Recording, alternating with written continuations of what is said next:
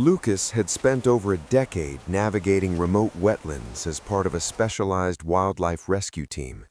He knew how to read landscapes the way others read books, the subtle shifts in mud, the silence of birds, the tension in the air before something revealed itself. That morning, the marshland felt wrong, too still, too quiet. As he moved carefully across the uneven terrain, something in the distance caught his eye, a faint, irregular movement where nothing should have been moving at all. At first, it looked like a shadow trapped in the earth, but as Lucas got closer, his chest tightened. It was a horse. Its body was half submerged in thick, dark mud, legs swallowed nearly to the torso. The animal's ribs were sharply visible beneath its skin, each breath shallow and trembling. Its head hung low, eyes dull yet flickering with the last traces of instinct. It wasn't just stuck, it had been there for far too long. The mud clung to the horse like a prison. Every small attempt to move only pulled it deeper. Its muscles twitched weakly, exhausted from countless failed efforts. The sound of its breathing was uneven, almost desperate, as if each inhale demanded more strength than it had left. Dried patches of mud had hardened around its body, cutting into its skin. Flies hovered relentlessly, drawn to the wounds forming where the mud had rubbed raw against flesh. The horse was alive, but barely holding on. Lucas felt a heaviness settle in his chest as he observed the scene. This wasn't recent. The ground around the horse showed signs of struggle that had been etched over days, maybe longer. Deep grooves marked where it had tried to push itself free, only to sink further. There were no other tracks nearby, no herd, no signs of human presence, just isolation. Days earlier, the horse had likely wandered into the marsh searching for water. Perhaps it had been separated from its group, driven by thirst or confusion. One wrong step onto unstable ground, and the surface would have given way beneath its weight. At first, it might have struggled with strength, confident it could escape, but the more it fought, the deeper it sank. Panic would have set in quickly, turning controlled movements into desperate thrashing, and then exhaustion. Time in that place moved differently. The sun would rise and fall, baking the mud by day and chilling it by night. The horse would have stood there, unable to lie down, unable to move forward or back. Hunger gnawed relentlessly. There was nothing to eat, no grass within reach, just the slow draining of energy hour by hour. And still it survived. Lucas noticed the way its ears twitched faintly at his presence. There was awareness left, a will that refused to disappear. But that fragile thread of survival was about to be tested again. In the distance, a low sound echoed across the marsh. Lucas froze. Wild dogs. He had heard that sound before, sharp, coordinated, growing closer. The scent of a weakened animal wouldn't go unnoticed for long. The horse, vulnerable and trapped, would be an easy target. There was no time to waste. Lucas immediately radioed his team, his voice calm but urgent. Coordinates were sent, instructions given. Within minutes, the quiet marsh began to shift as vehicles approached from safer ground.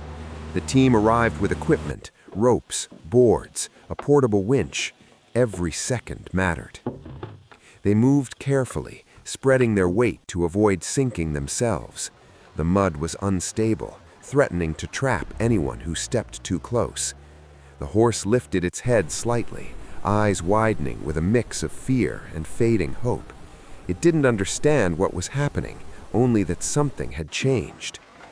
Getting close enough was the first challenge.